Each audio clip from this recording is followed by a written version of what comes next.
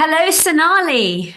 Irina. Sonali, you, along with your husband, Shaf, you run a long-term sustainable education program which helps people optimize their fitness and their nutrition so that they can achieve long-term results in the health and well-being space. The Body Plot also has a team of medical professionals as well as mental health well-being professionals so that that journey becomes sustainable and something that people can achieve in the healthiest way. Have you always been into fitness and nutrition? Well, first of all, thank you for having me. And you just summed up Body Plot so beautifully. You've really hit the nail on the head. And to answer your question, no, actually, I studied law. So a totally different world from Body Plot. I never in a million years thought that I would be in the health or well-being space, nor be a leader or a co-founder of my own organization and my own team, actually. As a child, I absolutely detested exercise. I would lie my way through school to get out of PE. And, coming from a Gujarati background, I love my food. I love my mum and my grandmother's food. So definitely never thought I'd be in the well-being space. What brought you to the well-being space? Were you generally healthy anyway or fit anyway, or did you feel that there was a need to get into the space, or how did you get here? Yeah, that's a great question. And much like I said, I grew up in a very unhealthy way. I love my parents. I love my relatives. They've, been so instrumental in who I am today and the qualities that I've and the values that I've been that I've grown up with, but definitely didn't come from a very healthy space when it comes to my mental nor physical well-being. And over the years, I developed such a fond relationship with food. And I think food became a bit of an emotional crutch for me, actually. Through when I was growing up, I unfortunately encountered a lot of bullying, as I think so many people watching this might be able to relate to. I have really fair skin, so all of my lovely thick hair on my body, on my face just shows up. I was really overweight as a child, so I was bullied quite a lot from school peers right the way through to cousins and others. So growing up, I think I used food as a bit of an emotional and a mental crutch. A lot of us see that as comfort eating. That's quite a popular term that we now use, and lots of people grow up never really kind of escaping that cycle. So I think when I went off to university, that cycle just intensified, and I was having like 12 packets of crisps every day. I was having chocolates and biscuits, and like moderation wasn't something that I had quite learned at that point. So I was morbidly obese by the time that I was at university. And I had done all the diets that one might think of, all the conventional diets, the juice cleanses, the calorie counting, none of that worked. And there was one point where I was running for the bus. I was so out of breath. And it's at that point that I said to my then boyfriend, now husband and life partner, business partner, Shaf, I've got to do something that's sustainable. I've got to do something that's actually going to be good for me because I don't want to feel like this any longer. So I read, I researched, I did this really cool home workout program that a friend at university recommended. And over the course of 7 months, I really healthily and sustainably lost 60 pounds and got to the best health Wow. my life. And honestly, Rena, coming from someone who I was falling sick every 2 weeks because my immune system was just at an all-time low, to now, touch wood, I don't ever really fall sick, which is amazing. My immune system's really high. And of course, all my clients, I mean, I had a client tell me the other day, Sonali, this is the first winter I've not fallen sick, which is incredible. So that's where my passion for health and well-being truly began because I went through that journey myself and I realized what was possible for other people. So you've got great empathy with your clients. But just to go back, food and comfort eating and culturally, food is love. You go somewhere, it's feeding people. It's a sign of being hospitable to somebody. How do you break away from that to this new mindset saying, actually, I'm going to say no to the extra pronto or whatever it is, and it's not loving you or it's not rejecting somebody. Do you think we have a massive cultural tie in with food and what it means to us? I do. And actually, times are already changing. A popular example, if I can share, is my grandmother, as I mentioned earlier, was a fantastic cook. Um, she would just make the most delicious Gujarati recipes, and she would often walk over to our house. She didn't live too far, and she would feed us all, right? So, food is definitely joy. Food is a part of showing love in our culture and in our background. But then there was one day where I went to her house for Diwali and she made this curry, this mixed green shak. For anyone watching who knows undiona shak, it's just gorgeous. But she had fried everything. There was so much oil in there. I looked at it and said, Nanny, I love you, but I'm not eating this. And she was like, oh my God, why? And she got really upset. And I was like, Nanny, but this has just got so much oil and I want to look after my heart. I want to look after my well-being. And she, at the age of 85, took a step away, spoke to my mum the next day, and was like, how do I make this healthier? And my mum is now a body plotter. She's well within the body plot community. And she was like, Mum, do this, make this, try this. The next week, my grandmother brought undi shak to my house where she steamed the kofta balls. She made everything using a water-based vagar. And she also used a little bit of Wow. olive.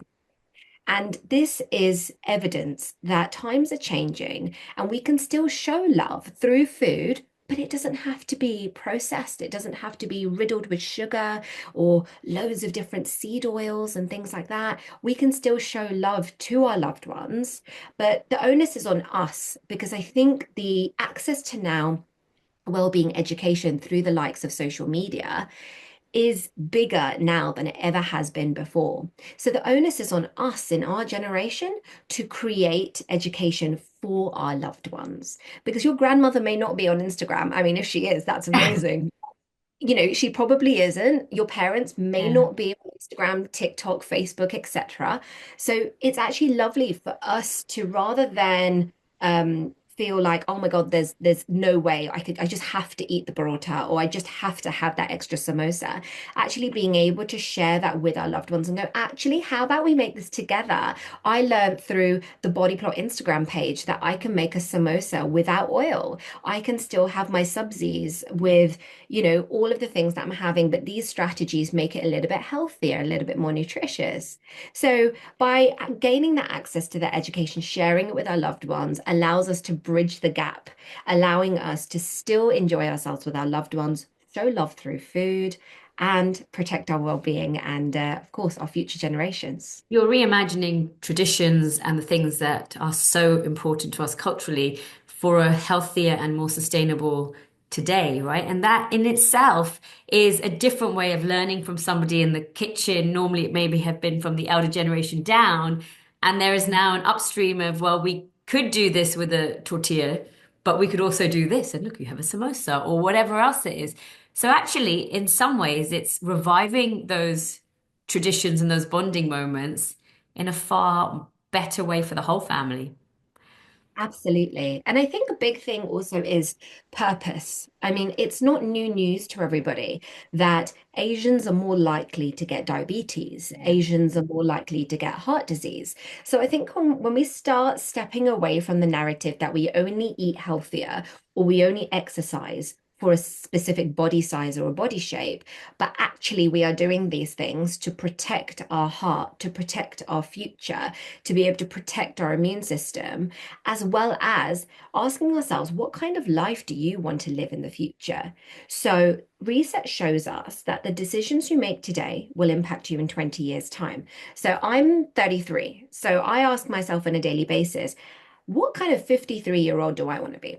But not even that. What kind of 60, 70, 80, 90-year-old do I want to be? I'm very independent. I come from a strong matriarchal family. I've got two sisters. I have a strong grandmother and a mother. And so for me, I haven't been brought up in a household where men do things for you. My dad really empowered us to be strong women. He taught me how to change a tire and to change the oil in my car. And, when there was flat pack furniture to put together, he was like, off you go. So I don't want to be that 90-year-old who has to rely on other people. So for me, when I exercise and go to the gym, it's not about looking at a specific size or shape. It's asking myself, hey, if I go to the gym today and lift up weights, that means I'm going to lift my shopping bags in 30 years' time. And so it's changing the mindset of us at home, of our parents, of our grandparents, and of course our peers and our siblings and our loved ones, so that we can all start making better decisions for us and for the right reasons too. It that mindset change is you said you did not say that Asians are going to get diabetes. You're more likely to. And it's that mindset change to say you can be in control of your health and you don't have to get that high blood pressure or diabetes. You don't, I don't know about high blood pressure, but you don't have to have a negative health journey. It's not inevitable. How do you get that mindset change through as well? Do you find that once you enlighten people with you don't have to be ill, potentially you can not get diabetes if you do a few things better? Does that Yeah. really ring home to them, or do they still feel that it's inevitable? A lot of people, when they walk through our doors, initially think it's inevitable. But actually, when we start realizing how much control we have over our well-being, a lot changes. A lot of the research and the statistics that I share with my clients goes a long way. For example, 60 to 70% of GP appointments are lifestyle related issues. That means these are things that could have been prevented in your own home, just through your nutrition, through how much you move, through your sleep, through your stress. There are so many ways that we can actually prevent health issues from occurring. And when we hear that, that figure, and of course, so many of us want to protect the NHS. It's one of the gems that we've got here in the UK, particularly. We want to protect it. We feel so grateful for having the NHS and having, free access to healthcare. But then taking the onus on us and going, well, actually, then if we love it and protect it, much like we love and protect our children, don't we want to do everything in our power to help them?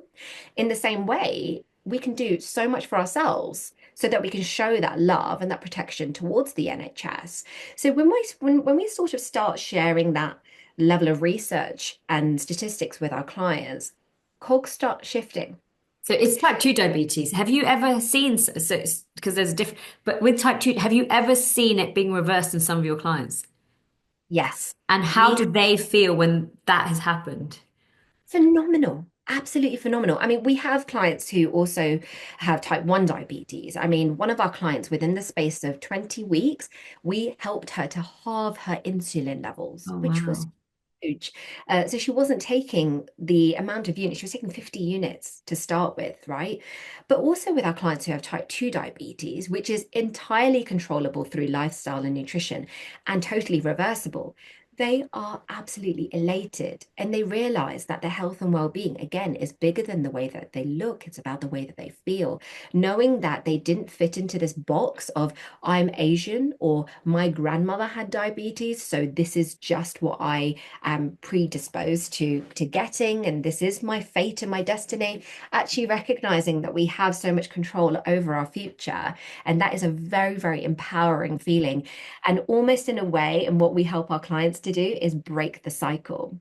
Where I never saw my grandparents or my parents exercise unless they were on a diet, now my nieces, my nephews, and future generations will be able to see that you exercise because it's fun and it's just as normal as brushing our teeth and having a shower. It's just as good for you. When you had your own personal journey and you were trying all these quick fixes, the fad diet, the juice diet, what, how did you feel? And what drove you to those? And was it a lack of education of a more holistic nature? And what reeled you into trying those things? There's a lot of social pressure, I think, that a lot of us feel to conform to being a certain size or a certain shape. And I share a lot about this on my Instagram that actually every decade that changes. So if we go back to the late 90s and we had the Marilyn Monroe era, and she was a beautiful, healthy size 14, right? And she was the depiction of sexuality and beauty. But then we got to like the 1990s and the 2000s, and you've got Kate Moss and Britney Spears, and we had the whole size 4 is beautiful. And so I think when you take steps away from that, you realize that there actually is no such size equals a certain, well, we shouldn't be conforming to X size equals beautiful. All sizes are beautiful. All of us are beautiful in our own way. But I think when I was going through my own journey, I found it particularly challenging because there are these sorts of social pressures to be a certain way. And as I mentioned at the beginning of today's talk, is that I did go through a lot of bullying, a lot of pressure that had too much facial hair. I wasn't a certain size. I wore black tights or I wore trousers at school because I didn't want everyone to see my hairy legs. And actually, the girls who wore short skirts with no tights were more attractive. So now there's certain clothing that's associated with beauty standards. So I think growing up, there's a lot of that. The second thing is that when you don't see people around you imparting healthy behaviors, so eating very well, looking after their well-being, that has a really big impact on you, especially when you're going through your more impressionable ages. I mean, I have clients who are joining us here at Body Plot who, prior to joining Body Plot, did kind of popular diets and things like I did. And now their children who are age 4 and 5 are saying, Mummy, am I fat? Because they've seen their mum or their dad stepping on a scale. I talk about the scales as well as we've normalized putting a scale in a bathroom. We normalize it as much as we put in a sink and a toilet and a bathtub, right? Whereas actually, why are we being defined by a specific number on a specific machine? So there's all these things I think that drove me to doing certain diets and stuff like that. There's a lot of pressure as well in the media when you see celebrities and you see people who you idolize and they look a certain way, you almost feel that pressure to want to do things. And then, of course, you hear in the pipeline, oh, I did this juice cleanse and I lost, to 1 stone in 2 weeks. And I did this fatty diet of 700 calories and I did the gym for 2 hours. And you're hearing about these sorts of diets having created these fast changes almost makes it absolutely impossible for Yeah. you to not want to join the bandwagon. And of course, we are village animals, we are social animals. We want to do the things that people around us are doing.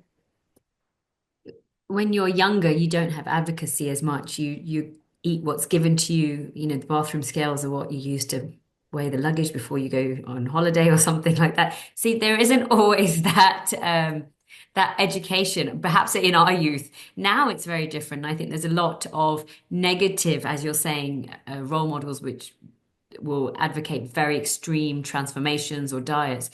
Do you emphasize on being strong now versus skinny or a particular way? And do you think that narrative has shifted, like you're saying, you want to be able to carry your shopping when you're older, you want to be able to get off the sofa, put your shoes on, you don't want to fall. You want your own flat pack furniture, 102, whatever it is. Is that where your emphasis is now? Our emphasis here at Body Plot is about finding your purpose. So after my fat loss journey, where I lost 60 pounds, got into the best health and shape of my life, I was still at university. In my 4th year of university, which I'd already got my degree, I was doing this optional year, and I fell really ill. I was in and out of hospital, getting different tests done and things, and I had to leave my final year. And it's in a part-time admin job at a GP surgery whilst I was going through all of these different diagnostic tests where I said to myself, I've lost my purpose. I don't have purpose in my life right now, and I'm a very purpose-driven person. So I said in that moment, do you know what? I want to give back. So let me just help 12 people for free, and that will give me purpose, and that will hopefully bring about a strong health reward for the people who I help. So lo and behold, within an hour, 12 people came back and said, Sonali, I would love your help. And I said, brilliant, great. And I helped 12 people for free. And they all too got into the best health and shape of their lives sustainably, holistically, and healthily. And ever since then, I always talk to my clients about this is not a transformation program. This is not something where you're going to go from X to looking like Y. Yes, you will look better for it because I firmly believe if your insides feel great, it will show on the outside. And so I always say the way that you look is a byproduct. Instead, find your purpose. do this program with a strong purpose in mind. And so for some of my clients, I had a client not long ago who had two knee replacements. She's a mum. She had always put herself last. And I know for all the women watching will really be able to relate here. And her strong goal was my son and my husband always go hiking together and I always miss out. I'm always at the bottom of the mountain or I just don't even go on the trip. I'm left back at home. I want to climb Ben Nevis with them in 6 months. Oh, wow. And behold, she climbed Ben Nevis in 6 months after being on the body plot journey with her husband and her son. She took a selfie at the top of that mountain and sent it to me on WhatsApp.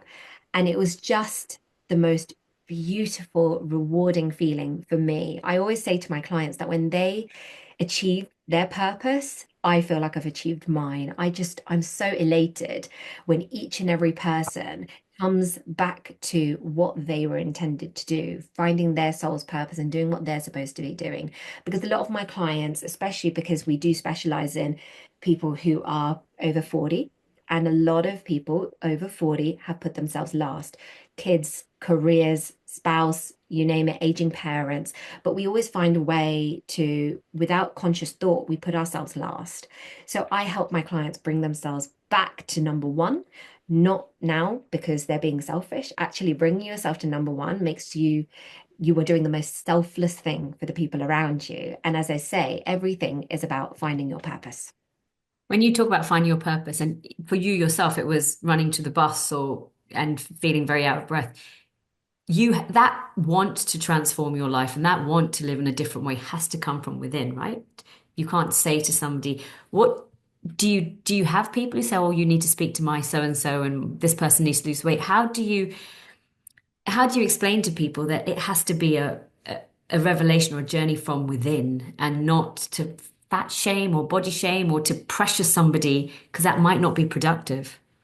Yeah, it's a great question. There is a lot of social pressure around. And I think education is key here and gentle education, because actually, a lot of people, especially I call them like the aunties. I'm sorry if anyone here is an auntie, but it's the auntie conversations of, get her to do something. She's eating too much. She's got a wedding next year. Why is she not losing weight? And I always say to them that it's a gentle way of communicating because, as I say, they don't necessarily recognize the repercussions of what they're saying and how harmful that can be to one's mental and then physical well-being. So gently educating them as to actually, she looks really beautiful. It's not the way that she looks. Maybe is it about her health? Yeah, actually, it is. She's actually staying in bed a lot longer now. Or, I'm really worried because she ends up snacking more on crisps rather than actually eating the chapatis and the sabzi that I'm making. Ah, okay. So it's actually different. It's not about the way that she looks. It's about perhaps the unhealthy behaviors. But then even so, it's educating people to go, it has to come from here. I spent years overweight, absolute years. And it didn't matter how many times my parents told me, eat less biscuits, don't put so much butter on your toast. I was not going to listen. It needed to happen from here. And it has to happen usually after you feel or you've gone through something. So for me, I had to go through clothes not fitting, not being able to run for a bus, and falling sick every 2 weeks. I had to go through that for me to go, enough is enough. And I think for most people, that has to happen. We have to go through something internally for this to matter and for you to also be able to identify your purpose, right? And I think with that purpose, coupled with the education, everybody will start making transformative changes. I mean, last Diwali, I talk about this quite a lot with my clients, is I went to an uncle's house and they had all this food all over their island and they had those compartment trays that you get at weddings and everyone was like piling on each section, right? And I took a small cereal bowl, a dessert bowl, and I put two Subsies and like one something or another. I don't even remember what it was at the time.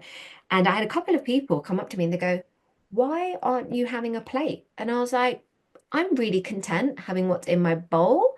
And this food looks amazing. I didn't deprive myself. I still had the Subsie. I still had the other couple of things. But I said, this is actually just what I want. And if I want more, I'll go and take more. And do you know what, Rena? It was so funny after I did that and I had those few questions from people, and I could see people watching me too. Five people came up to me afterwards and said, "We're going to do that." And they took a bowl and they put, including the host. He actually, my uncle, took a bowl himself and he was like, "That's a brilliant idea. I'm going to do that too."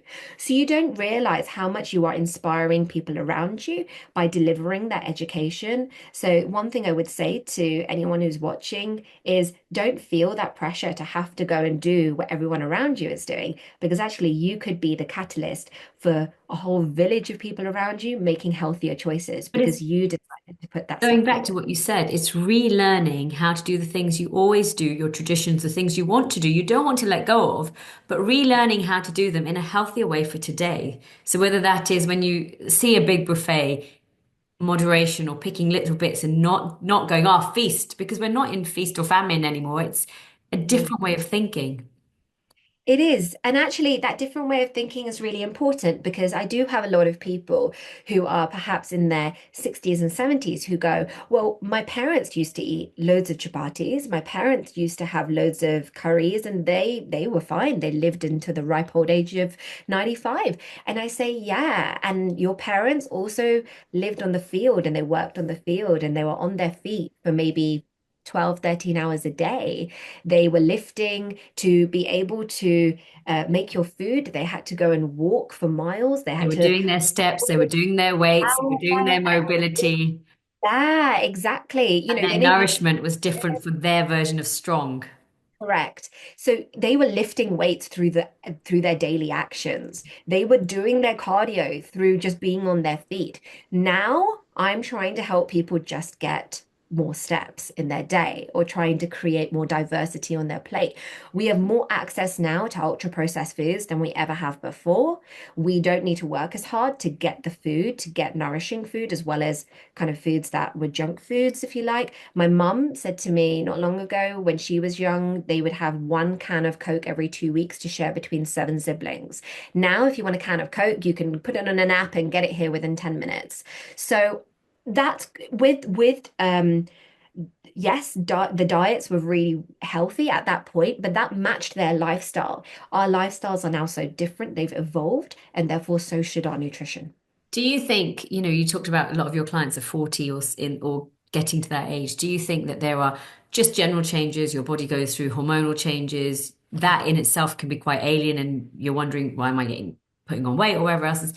And then also when we're talking about relearning, it's not just relearning how to make a kofta, but relearning that actually you yourself being an integral list or part of the list of things to do, look after your children, look after your partner, look after your parents, look after your siblings, whoever, but there also has to be a look after you. Do you That's think right. that is part of the relearning at 40? Because it seems to be, from the people I've been talking to, quite a strange decade where there's a lot of new things or unexpected experiences that you have to make sense of. 100%. And this is why I always say you must start with filling up your cup first before you pour to others. There are a lot of expectations on us, particularly as women.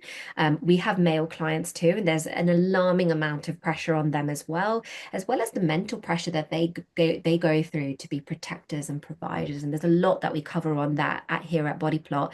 But you're right that our body goes through a lot of changes, particularly as women. We have set select programs based on perimenopause and menopause to help women go through those changes in a way that they feel in more control, because we hear there's a lot from women is that I don't know my body anymore. I don't know, what's going on, and I don't recognize this person.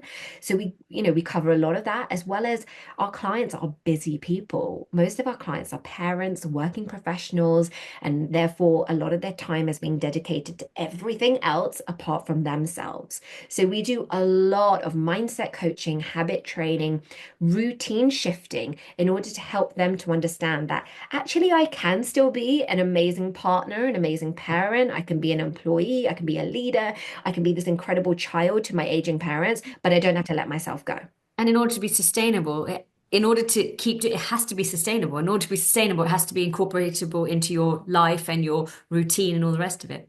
Just finally, if you could go back and speak to young Sonali before she ran for the bus, What would you go back and say to her to maybe kindly say that, look, you need to take charge of your health without going back into that, making her feel very bad and then going to comfort eat and stuff?